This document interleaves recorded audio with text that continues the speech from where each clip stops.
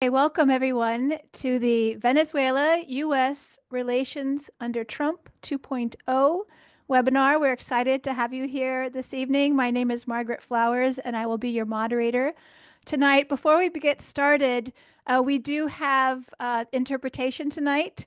Thank you to Giselle and Jose for doing that. If you need interpretation, Spanish to English or English to Spanish, if you look at the bottom bar of your Zoom interface, you'll see a globe and you can click on that. That's the interpretation. And then from there, you can choose which language you need interpretation on. And so I'll ask Leo if he can explain that, please, in Spanish. Sure. So, para activar la interpretación simultánea, busque por favor el icono del globo en la parte inferior de la pantalla de Zoom. Quizás esté bajo donde dice More o Más. Y seleccione su idioma preferido. También está la opción para silenciar el audio original, que desactivará la sobreposición de voces para un sonido más claro.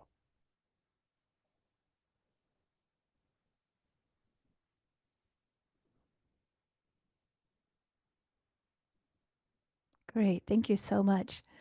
So this webinar is being co-hosted by the Venezuela Solidarity Network, which is a new North American-based network of organizations and individuals who are working to defend Venezuela's sovereignty and self-determination against U.S. government-led sanctions and attacks.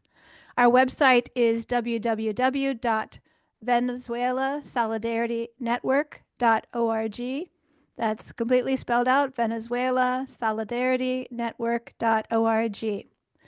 Sponsoring organizations of the Venezuela Solidarity Network include Alberto Lovera Bolivarian Circle of New York City, the All African People's Revolutionary Party, Alliance for Global Justice, Chicago Alba Solidarity, CODEPINK, Fire This Time, Movement for Social Justice of Canada, Friends of the Congo, International Action Center, Just Peace Advocates, Louis Riel Bolivarian Circle of Toronto, Orinoco Tribune, Peace Action Wisconsin, Popular Resistance, Revolutionary Communist Group, Rock Around the Blockade, Sanctions Kill Campaign, Task Force on the Americas, Venezuela Analysis, and the Workers' World Party. And if you're not a member, we encourage you or your organization to get involved. As we'll hear tonight, this is an incredibly critical time for us to be acting in solidarity with Venezuela and doing what we can in North American countries to prevent our governments from taking dangerous action against Venezuela. For today's webinar, we're going to have a panel of 3 excellent speakers, followed by a question and answer period.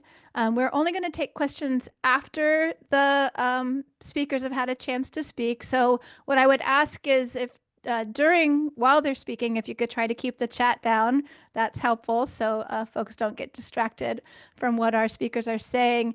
If you have questions, there is a Q&A feature, which you'll also find at the bottom of your screen.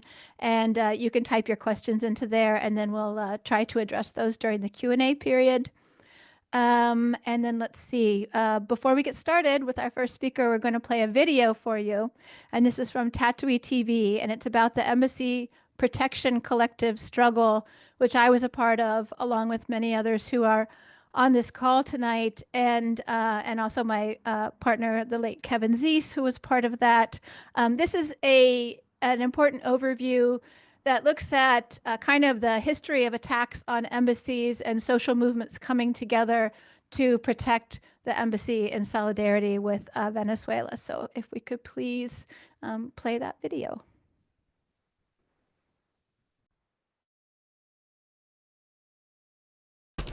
On January 23rd of 2019, as the U.S. government's intervention against Venezuela intensified, and one day after Mike Pence publicly called on a largely unknown member of the National Assembly to proclaim himself president, President Nicolás Maduro announced Venezuela's response.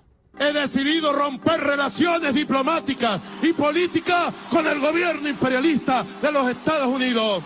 The U.S. government initially refused to recognize this decision, pending what they described as the cessation of usurpation by the head of the Bolivarian government. But when things did not go as they had planned, and on March 13th, the United States was compelled to withdraw its entire diplomatic staff from the embassy in Caracas, neither the embassy nor its officials were subject to aggressions or harassment of any kind. The same courtesy was not extended to the Venezuelan embassy in North American territory, which beginning in mid-April experienced an onslaught of attacks and encroachments. Venezuela, diplomacy under siege. Although the assailing of Venezuelan embassies has become a common tactic to undermine the sovereignty of the Bolivarian nation, we shouldn't forget how the dangerous precedent of diplomatic violations against Venezuela was set in previous years. Cuba, April 12th of 2002.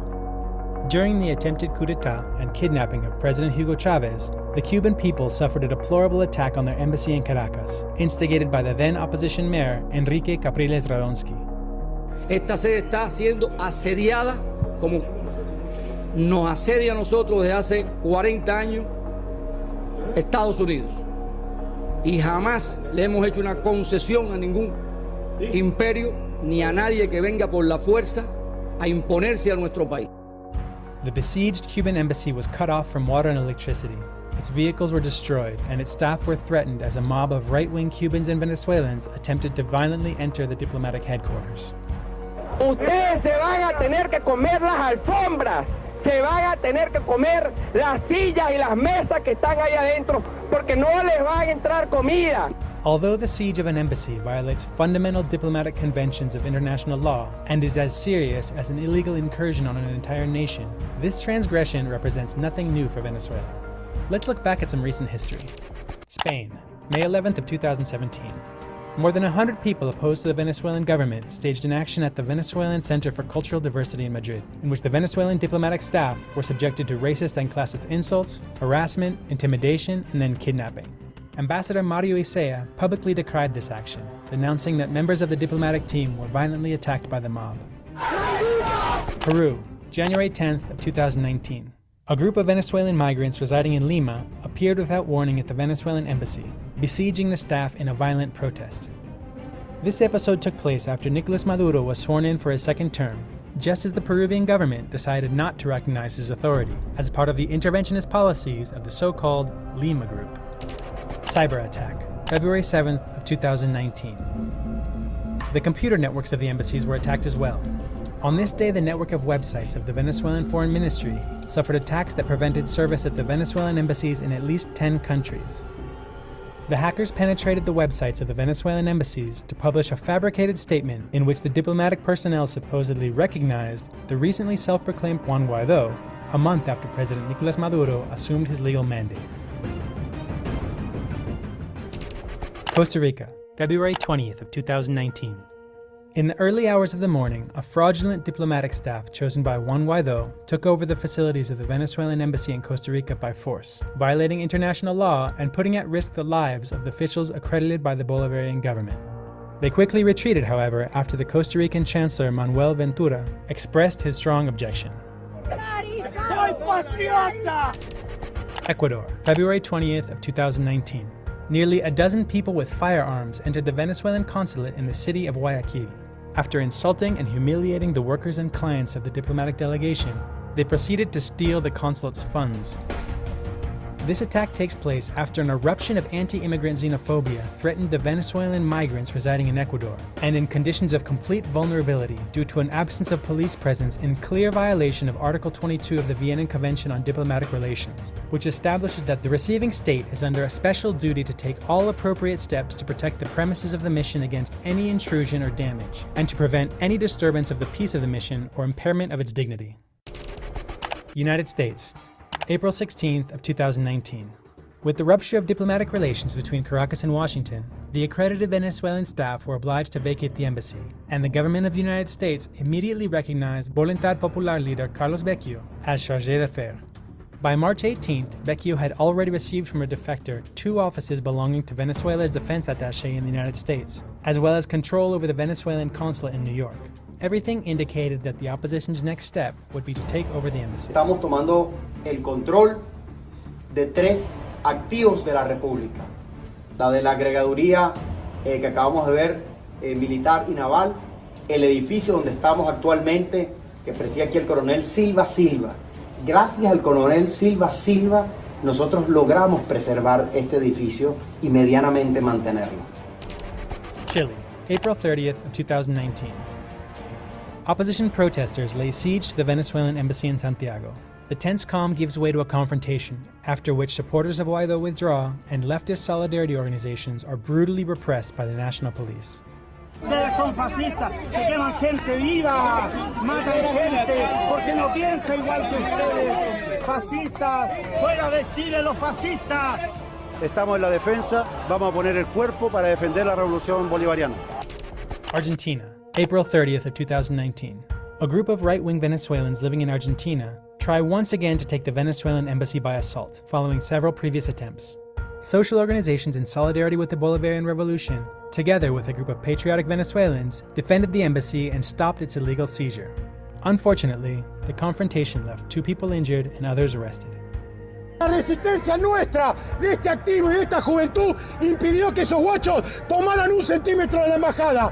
Y aparte obligamos a Macri, que odia al pueblo venezolano, a defender la embajada. Esta es una victoria política, se vea por donde se vea. The Embassy Protection Collective. The most emblematic of the battles waged around Venezuelan embassies took place in the very heart of the American Empire. Days after the seizure of the consulate in New York, in order to prevent Vecchio and his followers from usurping the Venezuelan embassy, a group of 15 American activists from different organizations formed a coalition called the Embassy Protection Collective and entered the embassy building with authorization from the Venezuelan government. The activists held strong, maintaining custody of the building for 37 days until on March 16th, the last 4 activists who remained guarding the diplomatic headquarters were evicted and arrested. During their defense of the embassy, the building's water and power were illegally cut off, and violent demonstrators, aided by police and Secret Service, prevented the entrance of food and water in an attempt to starve the activists out. Throughout the siege, they were subjected to constant abuse, insults, and physical aggressions by the followers of Guaidó who gathered outside. Because this doesn't just affect everybody in Venezuela. This is the lifeblood of the United States of America, is disappearing down the drain. This is the start of the brown shirt revolution. The epic courage of this collective overcame the silence of the corporate media, inspiring the world to take another look at the Venezuelan process, gathering the solidarity of individuals, movements, organizations, and governments in other latitudes. Following their example of solidarity, it will never again be so easy to violate an embassy with impunity. We're not leaving. We're going to resist. We're going to stand in solidarity with the Venezuelan people and the elected government of Venezuela. We're still here, making it perfectly clear.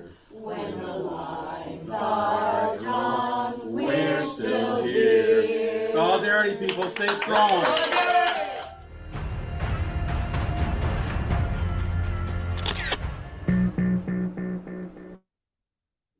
Great, thank you so much. I hope you enjoyed that video. So we know that U.S. aggression against Venezuela has been continued under both Democratic and Republican-led regimes, but it was under the Trump administration that the United States took an unprecedented step of attempting a coup, failing, and yet recognizing the U.S. puppet as the president anyway.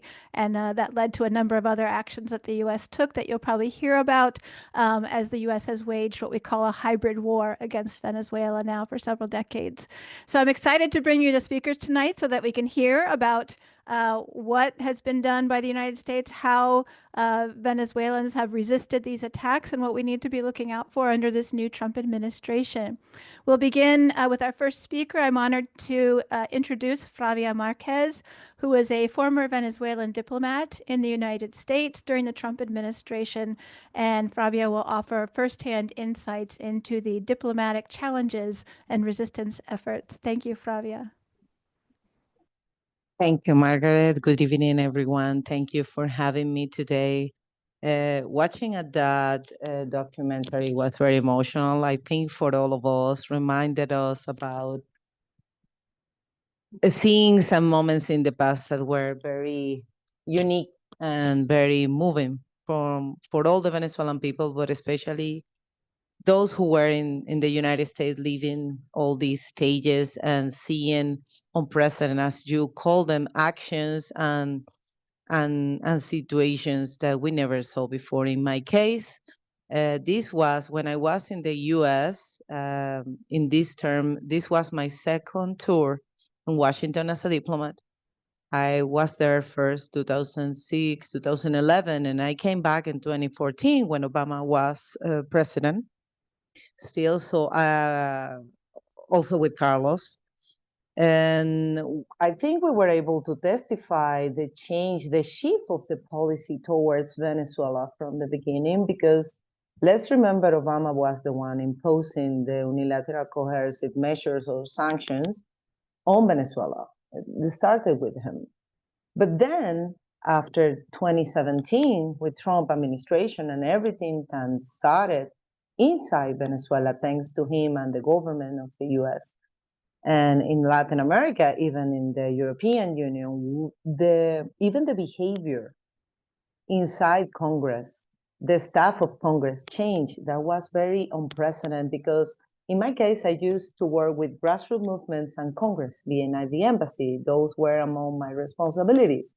And let's say that before that, even though it was not good for Venezuela at all, I would say it was business as usual. They were keeping their political stance, being like respectful, etc. But with Trump, the team of Congress, not only me, we received from the staff, even high-ranking staff like chief of staff at Congress and Senate, like screams, attacks.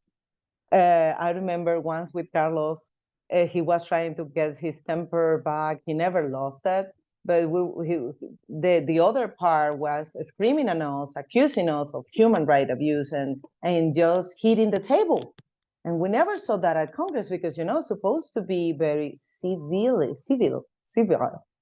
So it was unprecedented in every little detail. I could say we were able to see. Also, the attacks to Venezuela were unprecedented in all areas, in the economic area, at our embassies, as you already showed. Even we had a diplomat kidnapped. Mr. Alex Saab was kidnapped in Cape Verde during this presidency, and this was recognized by, for instance, Mike Pompeo in a book, because we knew he was a diplomat, he was traveling, we need to take him. We used that little island and we just took it, and we, you know, tortured him, etc., because it was needed. So it was like mask off everyone, and this is what needs to be done, period. We will do it. It was, for me, it was historic. We were living history and international law and international history, and we sometimes couldn't believe that the next step we thought about what's going to happen will happen. And also, when they recognize this puppet regime of Guaido, they bring shame on them, but they also bring shame on the European Union countries, because after that, I have been able, being in Venezuela, working currently, to meet with diplomats from Spain, for instance, who are at the embassy here. And it was very interesting, because they, after that, recognized President Maduro. They sent back their ambassadors, most of the countries, not only Spain, but they say, we were able to ask them very politely, of course, what were you thinking? You as diplomat, how do you feel you have to pass through that? And it was a lie. And what kind of policy were you following? The US policy? Are you a sovereign crown, because they are not a democracy, but whatever. Like, it's something that was also, I think, opened the eyes of the other countries in Latin America. Even Nicaragua and Bolivia, I will risk myself to name them, because when we were in Washington, D.C., we also were a witness of what was going on inside OEAs and how they were pointing to Venezuela as the misbehaved country, you know, and why we were leaving the OAS. And I think at some point, other diplomats in Washington community from other countries, center, right, or left, believed it was because we brought this upon ourselves, because of our model of government, because president, because the speeches, the whatever, Minister of Foreign Affairs. But after this, I'm sure they realize this is a plan.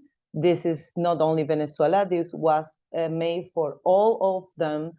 And most of the actions taken against Venezuela, public actions like harassing embassies, harassing diplomats, and kidnapping diplomats, were made with a clear intention to set an example for them.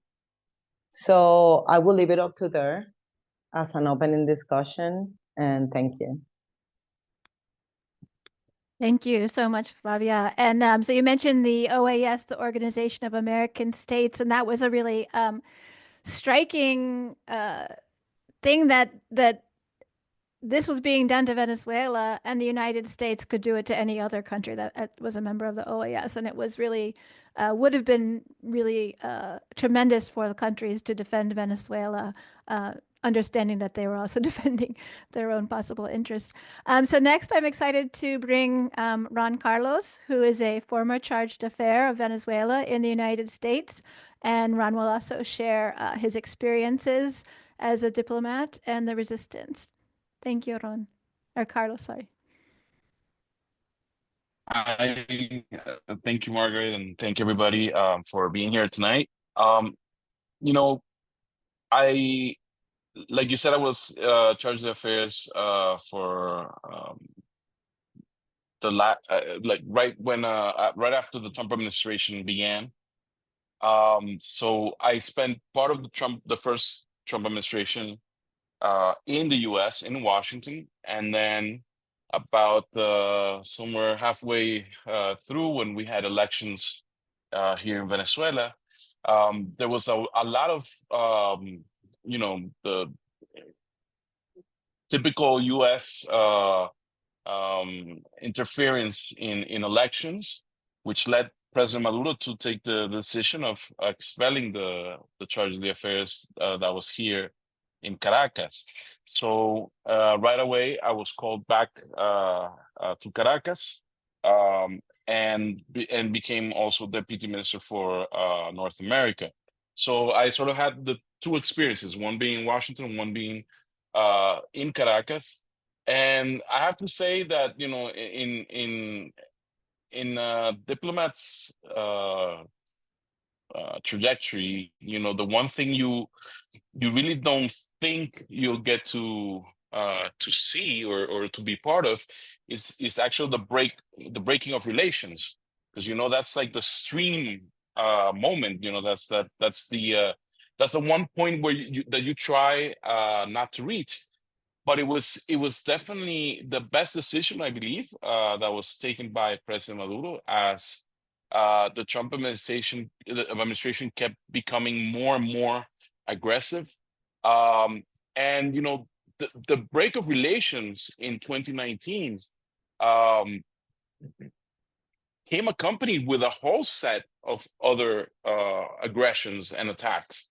I mean, we lived in 1 year, you know, almost, you know, all the attacks, like a compact of all the attacks that the U.S. has done in other countries, you know, such as Cuba, you know, countries they've been besieging for a while. You know, it was an economic blockade. Then we had, you know, an attempted invasion by mercenaries. We had, you know, a hacking attack on our electrical system or electrical grid. We had the Department of Justice established bounties, you know, in a Wild West style on the head of President Maduro. So it was all a whole set of constant aggression, week after week. You know, that year of 2019, because there was definitely a decision made that, you know, the government was to be overthrown.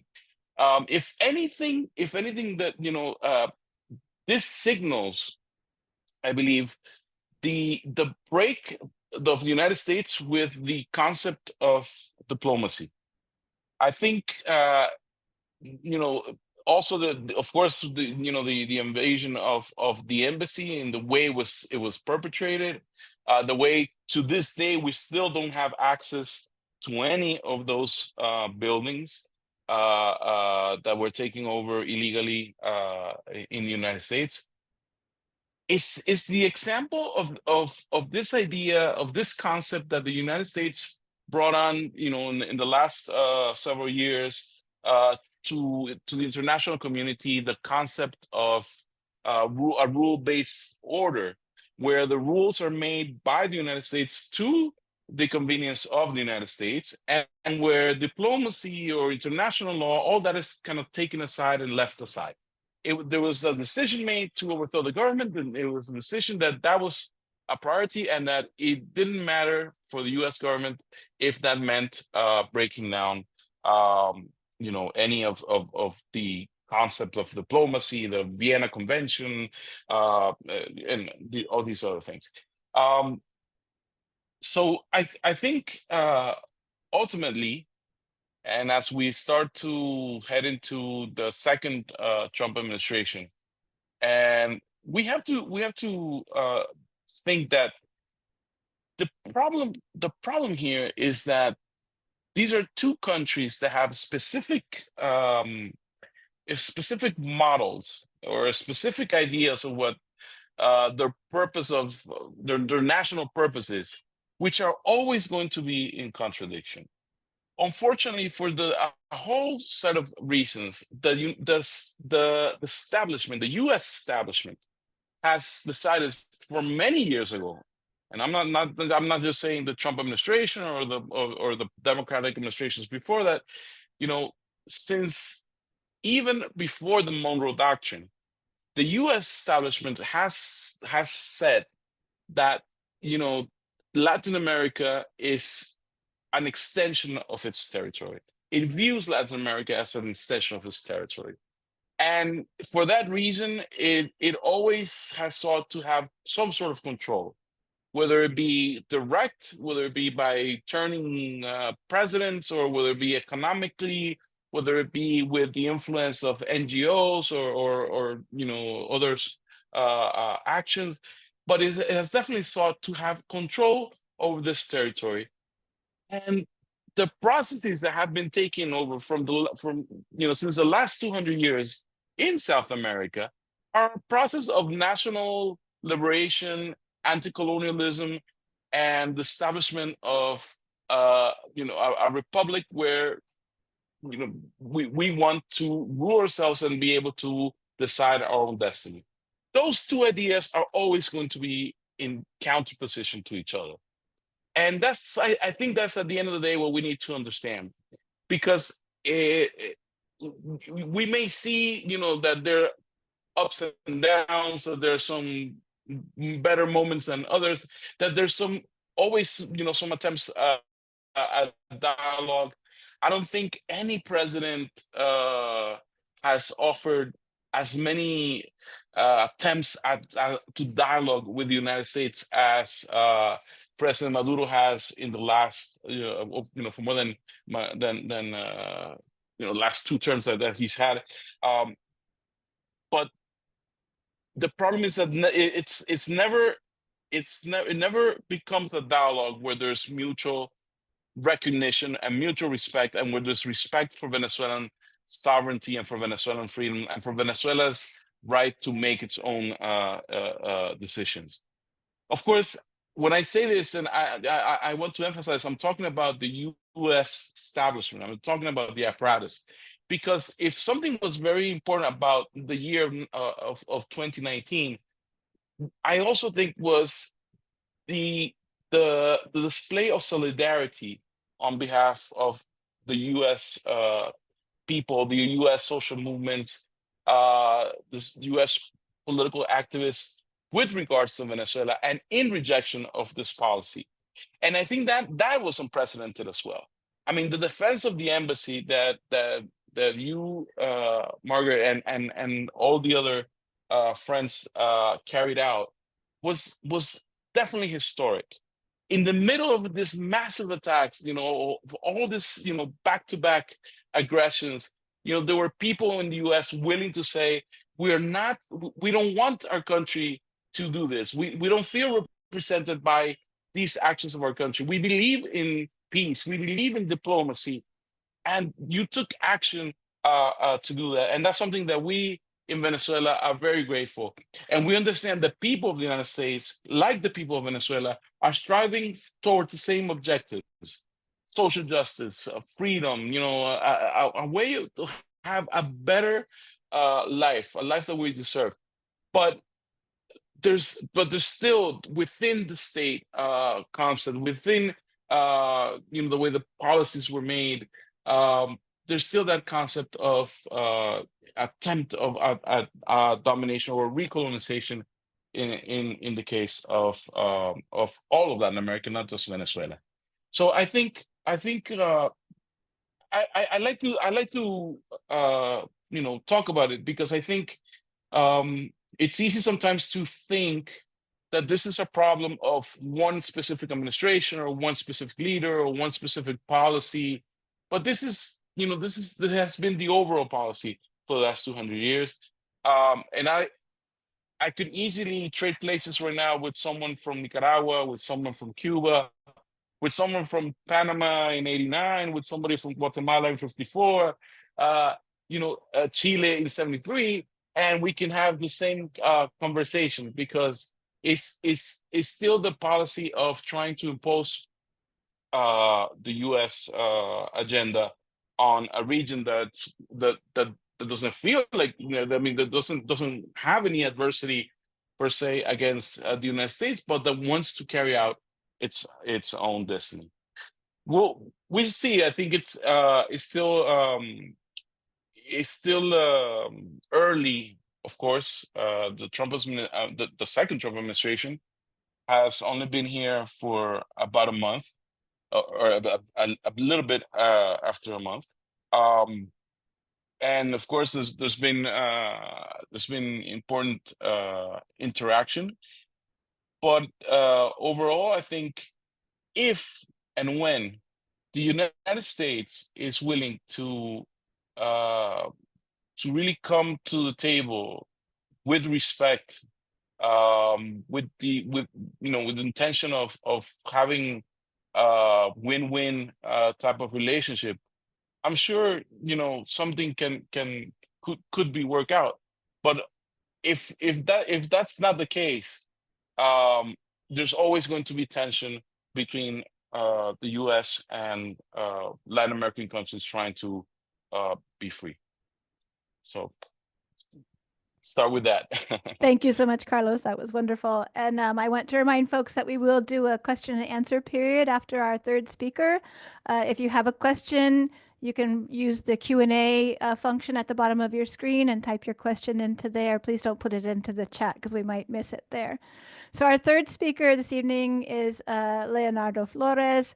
And Leo is a analyst and activist with the Venezuela Solidarity Network, who specializes in U.S.-Venezuela relations. Leo, go ahead. Thanks so much, Margaret. So I want to get into a little bit of what we've seen so far from the Trump administration with regards to Venezuela. But before I do, I want to look back a little bit about what we saw with Biden and kind of draw some distinctions. So with the Biden administration, they were negotiating with the Maduro government kind of behind the scenes, generally in the context of dialogue between the Venezuelan opposition and the Venezuelan government. They loosened some oil sanctions in October 2023, only to reimpose them again in April 2024. They did issue some licenses for oil companies like Chevron and a couple of European companies. So on the one hand, they did keep most of these sanctions in place, but it wasn't the same maximum pressure that we saw under Trump. I remember when I was working at the embassy with Flavia and with Carlos, we had something called Sanctions Fridays, Viernes Sanciones, because every Friday we'd have a new sanction imposed. Trump imposed 765 sanctions in his first term against Venezuela, and that didn't really happen under Biden. And that's not to say that Biden was significantly better than Trump on Venezuela, because he wasn't. He was just using a different sort of tactic to, again, what Carlos said, is to impose the U.S. will on Venezuela, to really further U.S. interests in the region. And of course, the Biden administration kept on blaming the Maduro government for not carrying out the agreements that they had signed.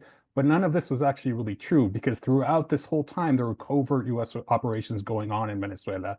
So, for example, by December 2023, there was a prisoner exchange, of course, of the hostage exchange, rather, because as Flavia mentioned, Ambassador Alex Saab, he was traded for U.S. prisoners in Venezuela. And by December 2023, there were no U.S. U.S. citizens in prison in Venezuela. But then less than a year later, before Maduro was inaugurated on January 10th of this year, there were now another 13 or so U.S. citizens in jail in Venezuela, all of them linked to kind of mercenary attacks or coup attempts or attempts at terror, basically. So all of this was continuing while the Biden administration was engaged in dialogue with the Maduro government. There was, of course, continued support for Venezuelan fascists, who have received something along the lines of $3.5 billion, or just Venezuela funding from USAID and from the State Department over the past 10 years, hit $3.5 billion. And none of that money actually went to help people in Venezuela, although a lot of it was under the guise of so-called humanitarian aid or aid for migrants from Venezuela. Biden also refused to release $3.2 billion in frozen Venezuelan money that would have gone to a UN administered fund to finance health, education, food, security, and electricity. And this was something that was actually agreed to by the government and the Venezuelan opposition. And Biden never came through with that, because he knew that any sort of help to the Venezuelan government or to the Venezuelan people would be seen as a victory by the Venezuelan government in the run-up to last summer's presidential elections. So basically, there was a lot of talk, but ultimately what the Biden administration did was set the stage for the opposition to claim fraud in those elections. And that was basically their plan. It was to impose a new Guaido 2.0, being Edmundo Gonzalez. And, just real quick, one of the kind of things you hear about Republicans and Democrats in Latin America is that basically that when there's a Republican administration, you kind of expect a kind of a head-on attack, right? But then when the Democrats are in power, you expect them to stab you in the back. And that's kind of what we saw in the difference between the first Trump and then the Biden administration. And then with Trump winning again and being inaugurated last month, a lot of us feared a return to this maximum pressure strategy, and so far that hasn't played out. And that hasn't played out, and despite the fact that we have Marco Rubio in the State Department. Marco Rubio, of course, was the architect of the maximum pressure strategy against Latin American countries during the first Trump administration. And it hasn't played out because Trump named this guy named Richard Grenell to be the special envoy for Venezuela and for North Korea. And Richard Grenell kind of represents more of a MAGA wing that is more isolationist in their foreign policy, or so they claim, whereas Rubio, of course, represents the neocons and the hawks and the kind of the traditional imperialists that we see over the past 25 years or so in the US. But Grenell did something really interesting, is that he went to Venezuela, he met with President Maduro, and as a result of that meeting, there were 6 detained U.S. citizens who came back on a plane with Grenell, and that was a major photo op for the Trump administration, the release of these 6 U.S. prisoners. Some of them one of them was a convicted drug smuggler, another was a hacker, another was a medic. All of them were implicated in some of these attempts at violence that the Biden administration tried to sow in Venezuela between the elections and President Maduro's inauguration. And Grenell said something really interesting last week at CPAC. CPAC is the Conservative Political Action Committee, and they have a yearly conference in Washington, D.C., where it's basically become a who's who of extreme right-wingers in this country. And he did an interview there where he said that, and this is a direct quote, Donald Trump doesn't want to do regime change. And he said, we're not done with Venezuela, we have more to do. And then he went to talk to Venezuela about a different relationship. So that's a really interesting sign. It's promising in some ways, but of course, what one guy in the Trump administration says can be contradicted by someone else in the Trump administration within a couple of days. But so far, it does seem to be holding out that this thesis that there isn't going to be a maximum pressure strategy on Venezuela for now. And that's very promising, of course, because we saw the first time what the sanctions did to Venezuela. Although if they did return, I think Venezuela is in a much better position to withstand them. I mean, the first time around, sanctions led to $630 billion in losses for the Venezuelan economy. Roughly 100,000 people have died because of the collapse of the healthcare system. But now Venezuela has had 3 straight years of economic growth. It's now producing 100% of the food that it consumes. Venezuela is now food sovereign. And it's in a much stronger position right now than it was 6 years ago. And I remember 6 years ago during this Juan Guaido thing, it was actually kind of, I don't want to say easy to build solidarity, but solidarity just was coming to all of us who were working on Venezuela because it was so outlandish what the Trump administration was trying to do and trying to impose this guy who nobody in Venezuela really knew and to just name him the president. And so now there's a kind of a more difficult challenge for the solidarity movement because we don't have that same sort of figure as Guaido. We do have Edmundo Gonzalez, of course, and we have to always emphasize that Edmundo Gonzalez is basically a fascist. He was a Venezuelan diplomat posted in El Salvador in the 1980s when the Venezuelan embassy in San Salvador was used as a logistical hub for the death squadrons that operated in that country. He's been basically a U.S. agent for many years. He is a Zionist, and so is Maria Corina Machado. So these are still dangerous folks, of course. But now, when we're starting to do solidarity work with Venezuela going forward, I think we really should need to focus on what's happening with Venezuelan migrants. Because as you know, Venezuelan migrants have been in the news a lot recently because of what the Trump administration has been doing. So, for example, the Trump administration ended its humanitarian parole program, meaning that there can be no new applicants for this kind of a 2-year visa. And people who are currently in the United States under this parole program face the risk of being deported or have to apply for asylum. The Trump administration also ended TPS for Venezuelans. It's going to affect 600,000 people. And so these people are going to be expected to either go back home or they're going to be deported. And just as a side note, when the Trump administration gave notice of that decision, you had Department of Homeland Security Secretary Kristi Noem said that there were notable improvements in several areas, such as the economy, public health, and crime, that allow for these nationals to be safely returned to their home country. And what we're also seeing, of course, is that Venezuelan migrants are being sent to Guantanamo, including people without criminal records who are being profiled as being members of the Tren de Aragua cartel just simply for having tattoos. And there's a great article by Michelle Elner of CODEPINK who wrote about this recently. I'll put the link in the chat once I'm done. But it's important that we show solidarity to all these folks because it's really horrible what's happening to them, and they don't have recourse here in the United States because Venezuela doesn't have a consulate here.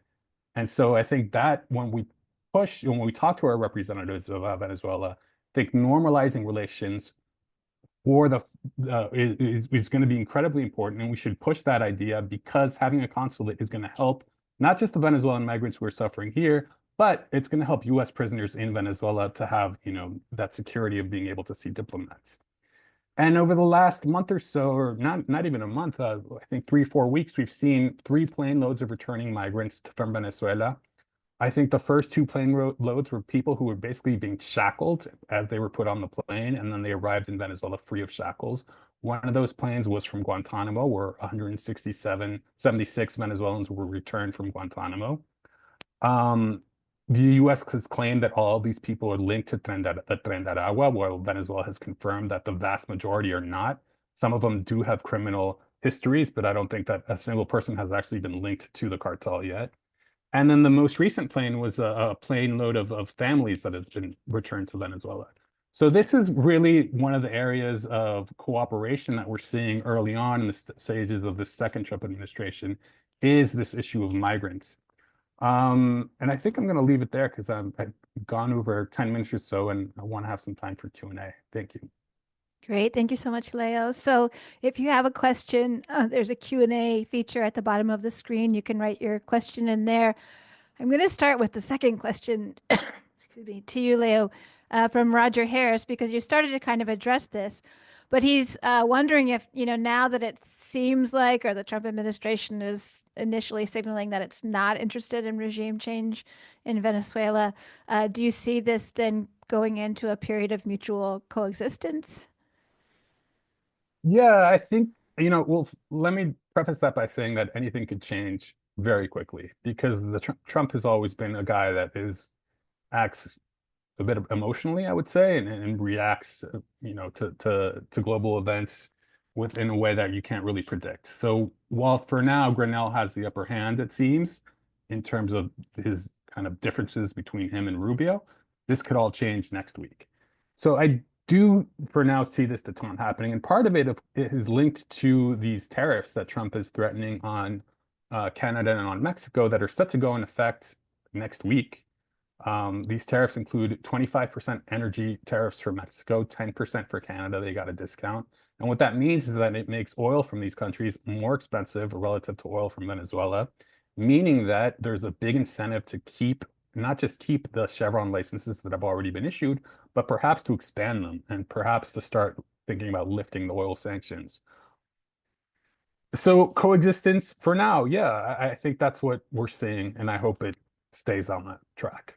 Right. Flavia or Carlos, do you want to add anything to that? Yeah. Well, in my case, okay. Carlos, you want to go? No, okay.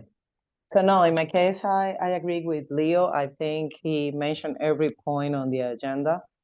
And in my opinion, we will see more OFAC licenses coming because of oil. I think they are trying to show themselves kind of pragmatic. It is about the business, and they know they can have war in all fronts. This time, they don't want to be shamed. I think one of the main points for Trump is not to be ashamed, is not to be, since he is a bully, he doesn't want to be bullied by anyone. And last time with Venezuela was a total disaster, not only in the US, not only in the facts, not because I said so or left wing said so, but outside the US, in Europe, what we don't see, going back to diplomatic channels, imagine European Union telling them, okay, we cut ties, we lose money, we lose businesses. What the F? Following your policy, and this was a joke, and they rob your money through USAID. So worse than that, I cannot imagine how worse it could be. Only maybe Milei, but we won't go into Argentina. It's not the topic tonight. But I think he's being more careful. I think I read an article before starting the Trump administration saying what would be the role of Rubio. We all knew Rubio from time ago. I remember when he came into Senate, nobody believed this guy from the news was going to be chosen as a senator. They didn't put a dime on him, and look where he got after. And this article said that probably he will be controlled because he's a secretary of the state. He's part of the executive branch. So you are not on your own as when you are on the legislative branch, and you can bark as much and as high as you want to anyone in any place. So I think that is what is happening to Rubio.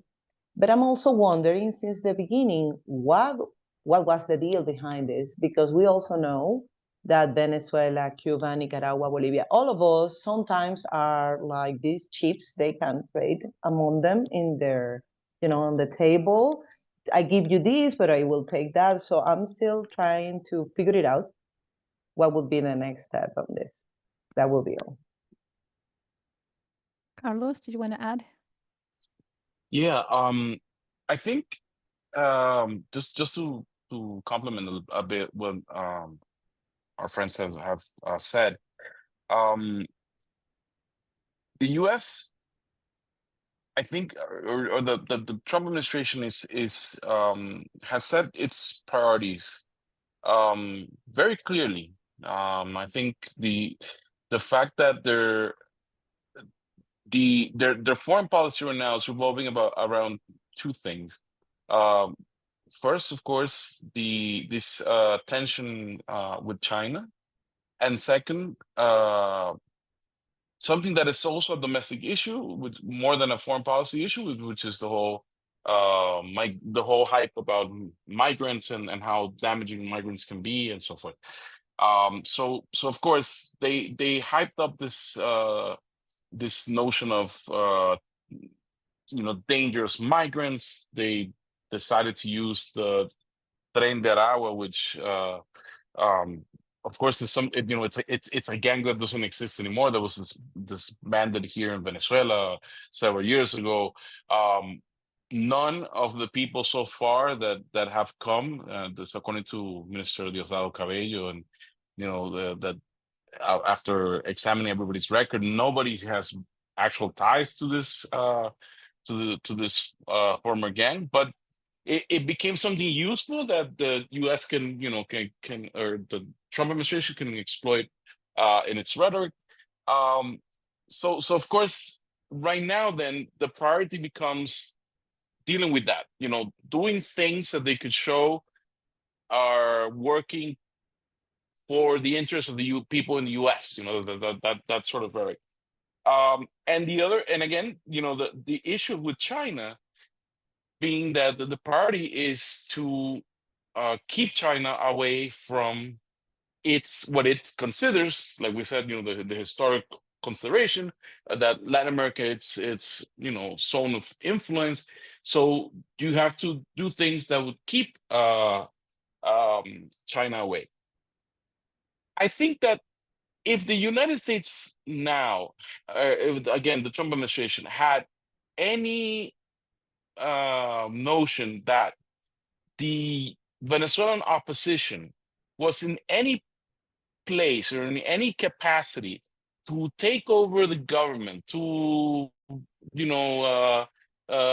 reverse the Bolivarian Revolution, to set Venezuela back into the orbit of U.S. influence and doing what the U.S. wants, I don't think the Trump administration would say, "Oh, we're not interested in regime change." Or I think that part of the rhetoric has to do with the fact that they realize that the disposition, the opposition here is completely delegitimized. It is not capable of gathering momentum, and it doesn't have, despite all the claims about the elections and so forth, it doesn't have people on the streets. It doesn't have a desire. There's no desire really for the country to have an internal confrontation. And like Fabio mentioned, there's this past failure of the previous Trump administration, because they bet all the chips on Guaido and all this parallel government that at the end of the day, wasn't able to exist or to carry out its mandate. So I think what you're seeing is the result of priorities. First priority, to give something or to feed into the rhetoric that is doing something to protect the people of the U.S. And the second, to act in a way that can prevent, again, the presence of China or other U.S. rivals.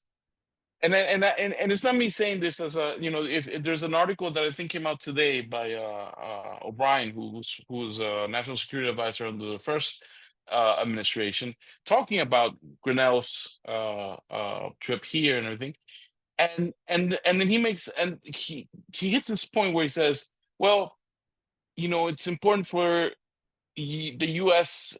to still have control or influence over the oil business in Venezuela, so that companies from China, Russia, Iran don't get involved in the oil business, and don't take that away for what they think should be something that belongs to the U.S. I think that that is what's driving the current policy. But I'm very convinced that what we're going to see for the next 4 years are probably going to be highs and lows. And if if there's any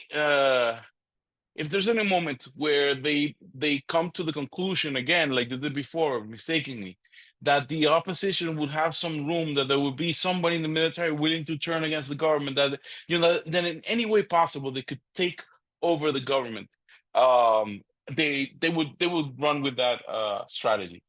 Again, to me, this is when you look at the long history of the relations, it's still an attempt of making Venezuela and its resources available for U.S. interests. It's never been about respecting law, or respecting peace, or respecting diplomacy. It's just about how the interests are aligning at this particular moment in time. Thank you. Yeah, and I think it might be important for folks to understand on the call that Venezuela is a deep democracy. I was there in 2020 as an election observer. There are more than 100 parties that were running at that time.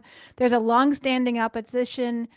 We met with members of those opposition parties, but they believe strongly in the electoral process in Venezuela. They strongly oppose the U.S. economic coercive measures and the military threats against Venezuela. But then you have this very kind of far right opposition that's U.S. backed and U.S. financed, and so people need to understand there's a whole political spectrum within Venezuela.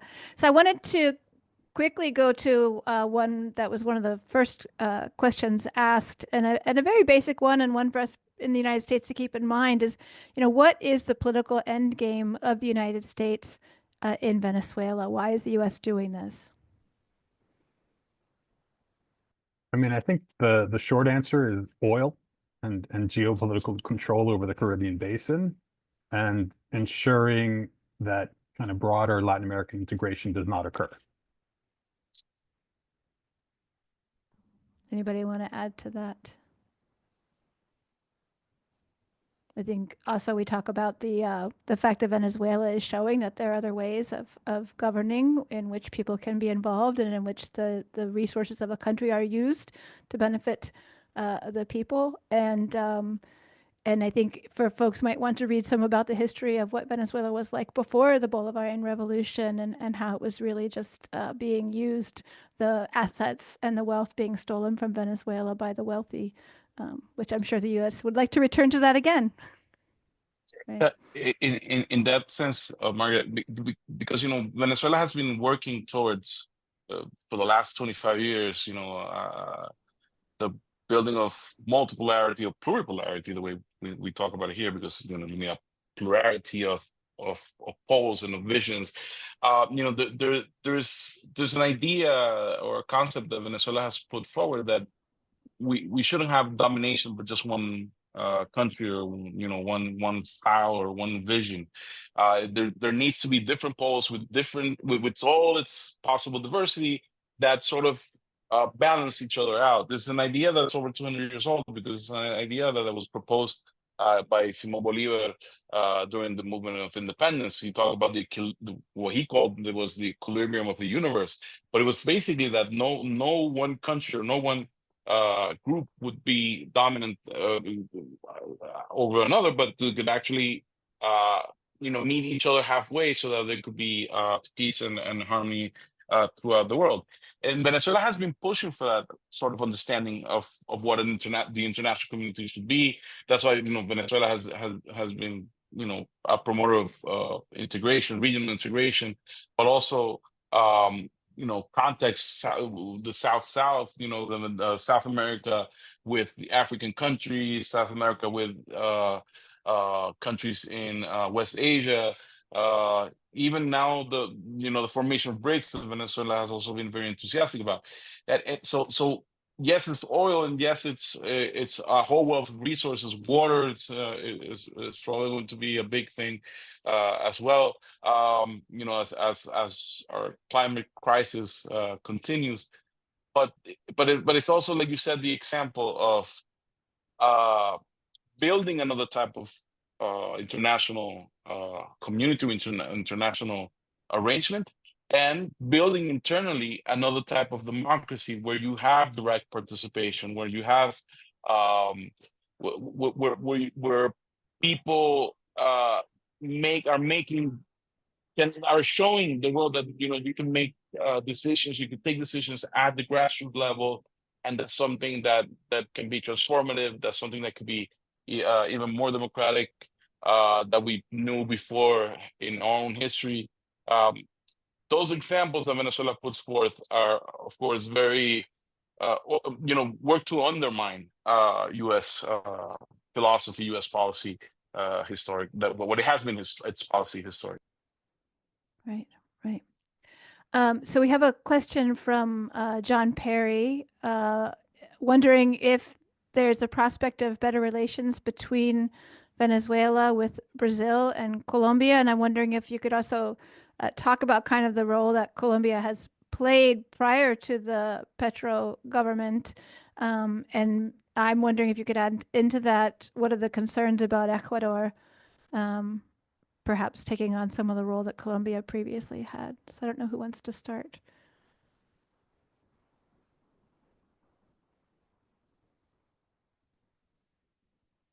I'll Anybody let want one to of the take that on? diplomats take that. Flavia? Well, Can you? Okay, Carlos. Okay. No, well, I'll just say, I have to say something about Colombia. It is the first time in 25 years that we've had a government in Colombia that is not openly hostile to the Bolivarian Revolution, and that in itself is something amazing and fabulous, because as you know, we have other neighbors, but the relationship between Venezuela and Colombia, both historically, but also because of the type of border we have, it's been very significant that we don't have a president in Colombia trying to actively participate in the overthrow of the Venezuelan government. Of course, Colombia has its own difficulties. President Petro has his own challenges internally. And we don't have to see eye to eye with the other governments, but I think at the end of the day, and this I have to say, President Maduro has been very, because he was also a diplomat for 6 years under a government or a direction as strong as President Chavez. I think he knows how to handle diplomacy very well, and he has maintained, despite punctual differences, he has maintained good relations with both countries, and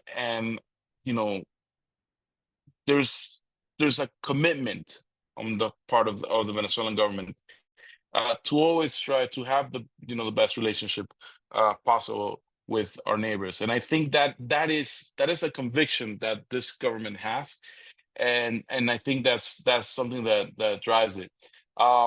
Again, sometimes we have differences, and then you see and a week later we have meetings and we settle them, and that it's the unfortunate thing that we that is more difficult to do with a country like the United States or countries like Europe, certain countries in Europe that have also joined the aggression against Venezuela, or even Canada, for that matter. If we talk about North America, in my former position as vice minister, it has been very, very, very difficult to have a relationship on diplomatic terms with Canada.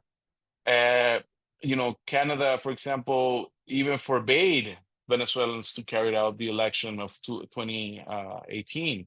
They didn't allow. It's the only country that didn't allow us to vote in our embassy in somewhere around the world. The Venezuelans didn't vote not because the embassy wasn't open, but because the Canadian government decided that they didn't believe in the election and they weren't going to allow the vote to take place.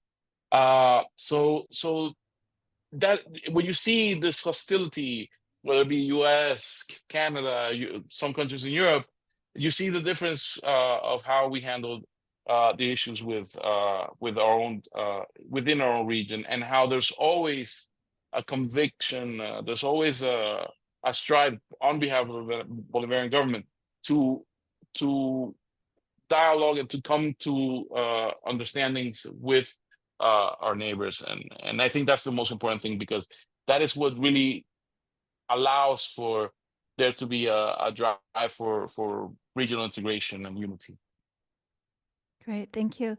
We have time for one more question, and I'm going to take a question from the Orinoco Tribune, and it also touches on kind of the whole the way that the media has been weaponized against Venezuela, and how that has impacted the strategies and tactics that Venezuela's had to use. But the current issue of Venezuelan migrants, and some of them, after returning to Venezuela, being placed into jail in Venezuela.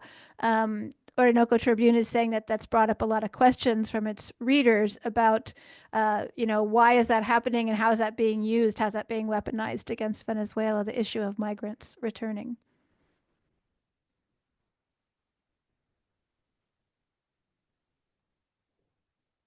Does anybody want to take that one? Well, I would like to start. I'm sure Leonardo and Carlos can complement whatever I will say, but there are a lot of rumors about what's going on, but that's not true. We have had videos showing on public national television about how migrants, in their majority, have been reunited with their families in Venezuela. They are being greeted live in TV by their mothers, their partners, their couples.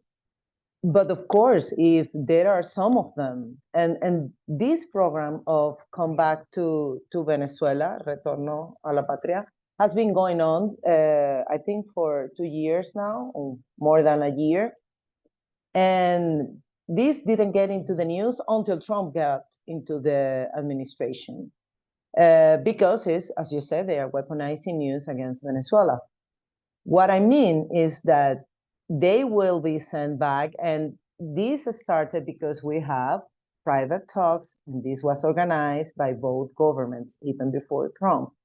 And Venezuela has a clear record in the Ministry of Justice and all the offices or government offices that are part of this process, registering who and why they are coming back to Venezuela.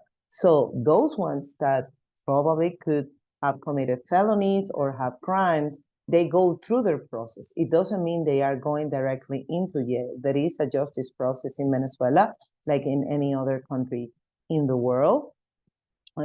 So it's not directly like that. But they are trying to build this narrative to link with the Tren de Aragua, as they mentioned also in the question. So that's why they are trying to push it that direction. But it's not that all of them are being in jail. Even more than that, President Maduro has called on different ministers in his cabinet to develop plans to make easier the reincorporation or the coming back to Venezuela of the majority of these people, because most of them, as we have seen in the images on TV, are young men, very few women. So we can see there is a very careful direction in the policies in the US and why they are being sent. Because it's not only men, the ones that are maybe are immigrants, illegal immigrants, or people going to the US.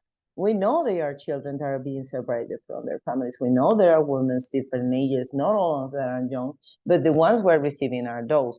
So that is why they are trying to build on this narrative that all of them probably, all these amazing stories that Trump narrated very passionate in their speeches when he was on the campaign about people eating dogs and stuff, all of them Latinos, it doesn't matter if they were Haitians or Venezuelans, etc. So on one side, as Leo mentioned before, this is related to photo ops good for Trump and outcomes that are positive to prove to the people that he delivers.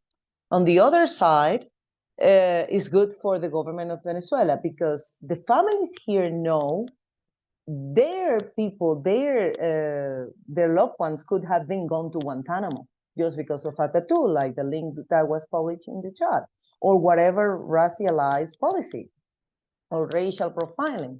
So this is why they are, if you see the details, they look alike. They are driving very carefully the policy, and it's being a public policy for both sides. But in the case of the United States, they are trying to prove, look, this amount of men, all of them men, we told you they are criminals. They came to, rob our works and everything, rape our women, eat our dogs, and whatever he thinks he is saying.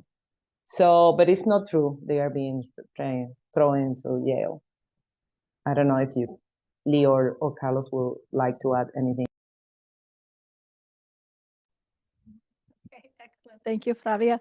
So I'd like to then close the question and answer portion of this webinar and now invite each of the speakers to give a few minutes of closing comments. And Flavia, would you be willing to go first? Well, thank you. Thank you again for the time. Thank you for this interesting exchange. I think this was an amazing opportunity to go into memory and remember all the amazing historical moments we have survived as people, as diplomats, as Venezuelans, thanks to the support and being amazed by the solidarity of the U.S. people like you, Margaret, your family, all the grassroots movements that are supporting today this webinar. We never thought of this kind of solidarity before, being so personal, so emotional, so full of love, because the only word I can use for what we receive from you all is love, unconditional love. So thank you very much for this opportunity. I'm sure this will be a long trip with the Trump administration, but we also are ready. We stand ready with our president and our people, with all of our processes, to continue and to grow, not only to resist. Thank you. Thank you, Flavia. Carlos, could you go next, please? Well, let me also thank everyone for organizing this and always for being there in solidarity with Venezuela in every turn and every opportunity. That is, you won't believe how special, how important that is for us, because we recognize here the importance of U.S., particularly U.S. solidarity, being the country where these aggressions have come from.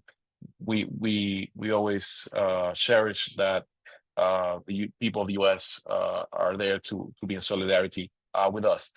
Look, the last idea I want to say is that during all these years, especially during the maximum pressure years, but also the continuation under Biden, we realized that Venezuela can't depend on the U.S. or what policy the U.S. takes in order to craft its future. Venezuela really can only depend on itself. I mean, whatever our future is going to be, whatever our development is going to be, we have to count on what resources we have, and we have to find a way around the hostilities and the aggression. And we've come to terms with that, because at the beginning it was very difficult. I mean, we had some years that were terrible, not only because of the violence of the opposition, but also the problems with food, medicine, shortages that were provoked as part of the blockade. We saw a lot of difficulties, and now we've found ways to be creative. I think that something that we must recognize that happens in Venezuela is that you have this particular joint effort between leadership that is convinced in